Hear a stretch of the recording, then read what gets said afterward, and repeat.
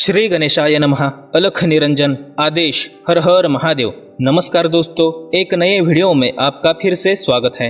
आज हम भगवान महादेव के परम भक्तों के विषय में इस वीडियो में जानकारी देंगे। वैसे तो महादेव के परम भक्तों के बारे में अनेक अलग अलग बातें प्रचलित हैं और शिव भक्ति करने का हर एक भक्त का अपना ही एक अलग अंदाज होता है। ऐसे ही कई शिव भक्तों के बारे में आपने जरूर सुना ही होगा या पढ़ा होगा। कभी लोग लंकेश रावण को महादेव का सबसे बड़ा भक्त बताते हैं, तो कभी नंदी जी को शिव जी के महान भक्तों की श्रेणी में गिना जाता है। तो आइए दोस्तों, अब जानते हैं कि कौन है सबसे महान शिव भक्त, लंकेश रावण, नंदी जी महाराज या फिर कोई और। नंबर 1 पर आएंगी माता पार्वती। जी हाँ दोस्तों, हम सभी माता पार्वती को भगवान शिव की पत्नी के रूप में जानते हैं, लेकिन माता पार्वती के लिए देवों के देव महादेव की पत्नी बनना क्या इतना आसान था? बिल्कुल नहीं, क्योंकि माता आदिशक्ति ने मनुष्य के रूप में जन्म लिया था। पर्वतराज हिमालय की कन्या होने के कारण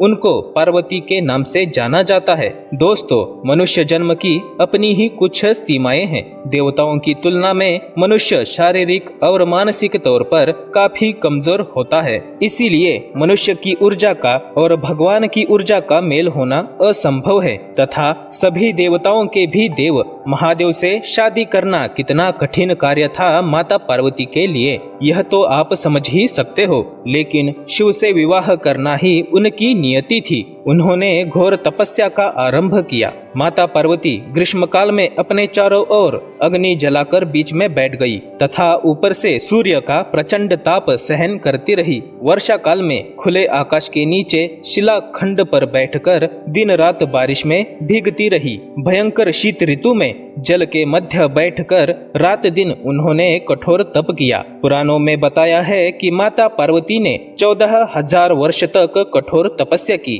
तब जाके भोलेनाथ प्रसन्न हुए। अस तपु काहू न किन्ह भवानी, भय अनेक धीर मुनि ज्ञानी। इसका मतलब धीर मुनि ज्ञानी बहुत हुए हैं, पर ऐसा कठोर तप किसी ने नहीं किया। इसीलिए तपस्वियों की अग्रिम पंक्ति में देवी पार्वती प्रथम स्थान पर सुपूजित है। उनकी तपस्या पतिव्रत्य का महान आदर्श है।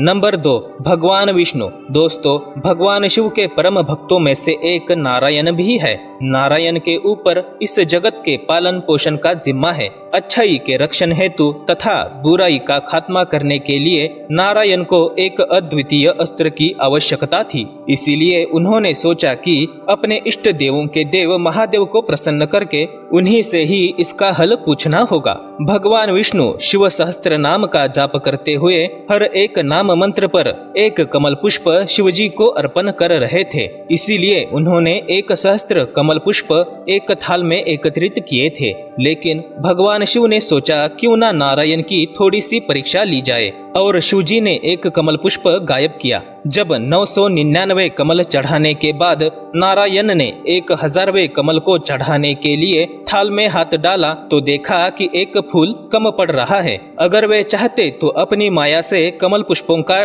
ढेर प्रकट कर सकते थे, लेकिन नारायण अपनी शक्तियों का इस्तेमाल अपनी भक्ति के लिए नहीं करना चाहते थे। और तब नारायण ने अपनी एक आंख शरीर से निकालकर शिव जी को अर्पित कर दी और अपना अनुष्ठान पूरा किया। नारायण की ये भक्ति व समर्पण देखकर शिव जी के नेत्रों से प्रेमाश्रु निकल पड़े। इतना ही नहीं, नारायण के इस त्याग से महादेव मन से ही नहीं बल्कि शरीर से भी पिघल गए और चक्र रूप में परिणित हो गए। ये वही चक्र है जो नारायण हमेशा धारण किए रहते हैं, जिसे हम सुदर्शन चक्र कहते हैं। तथा इसी तरह से नारायण और शिव हमेशा एक दूसरे के साथ रहते हैं। शिव के मन में नारायण और नारायण के मन में शिव का वास होता है। इसीलिए दोस्तों, ये बात सदैव ध्यान में रखिए कि हरिहर एक हैं, इनमें बिल्कुल भी भेदभाव ना करना। नंबर 3, नंदी जी महाराज। दोस्तों, भगवान शिव की घोर तपस्या करने के बाद शिलाद ऋषि ने नंदी जी को पुत्र के रूप में पाया था। एक दिन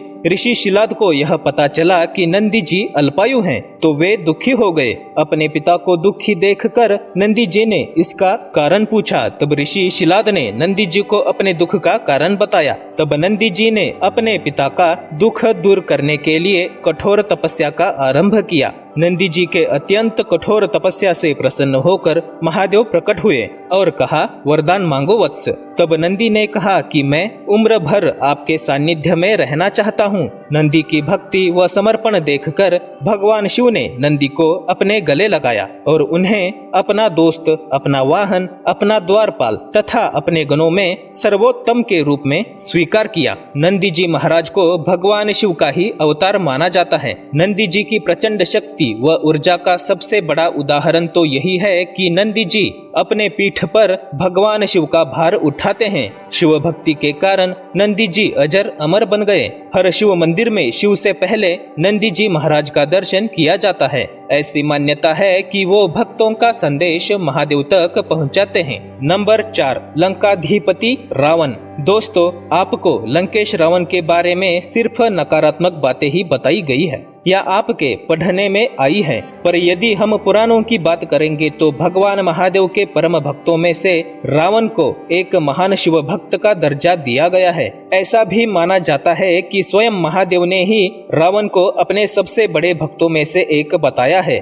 भगवान शिव रावण के सिर्फ आराध्य ही नहीं बल्कि गुरु भी थे। महादेव ने तंत्र मंत्र यंत्र का ज्ञान दिया था रावण को। लंकेश रावण को शिवजी का परम भक्त इसीलिए बताया जाता है क्योंकि उन्होंने शिव को पाने के लिए ऐसी तपस्या की थी जो आज तक किसी ने भी नहीं की। भगवान शिव को प्रसन्न करने के लिए कभी रावण अपने सिरों को काटता था तो कभी अपने ही शरीर की हड्डियां निकालकर अपनी नसों का, धमनियों का तार की तरह उपयोग करके वीणा बनाता था और शिव के भजन गाता था। ऐसे ही करके लंकेश ने शिव तांडव स्तोत्रम गाया। रावण की भक्ति से प्रसन्न होकर भगवान शिव ने एक बार तो उसे अपना आत्मलिंग ही प्रदान किया, वो आत्मलिंग जो इस समस्त ब्रह्मांड की ऊर्जा का स्रोत है। तथा एक बार महादेव ने रावण की भक्ति से प्रसन्न होकर चंद्रहास खड्ग दिया था जिसके सामने कोई भी शत्रु नहीं टिक सकता था। महर्षि वाल्मीकि ने रावण को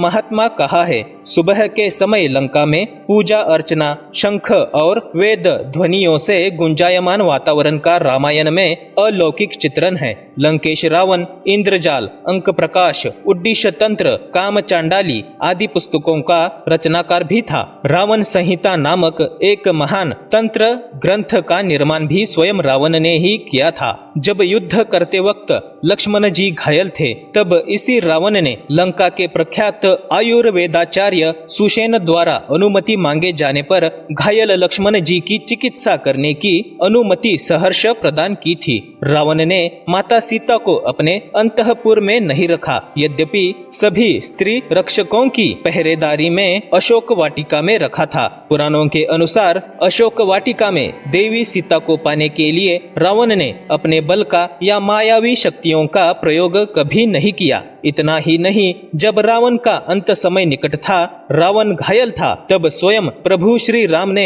अपने भाई लक्ष्मण से कहा कि लक्ष्मण जाओ और महात्मा रावण से ज्ञान प्राप्त करो। तभी रावण ने प्रभु श्री राम के कहने पर ही लक्ष्मण जी को अलौकिक ज्ञान भी प्रदान किया। दोस्तों, जितने भी महान शिव भक्त हुए हैं उन सभी ने अपनी अपनी भक्ति से और समर्पण से महादेव को प्रसन्न किया है। उन्हीं में से 4 महान शिव भक्तों के विषय में इस वीडियो में जानकारी दी है। इन चारों शिव भक्तों में से आपको सबसे ज्यादा कौन पसंद आया, ये कमेंट करके बताइए। आपको यह जानकारी कैसी लगी अवश्य बताइए। वीडियो को लाइक और शेयर कीजिए, चैनल को सब्सक्राइब कीजिए तथा पूरे श्रद्धा भाव से बोलिए हर हर महादेव। धन्यवाद।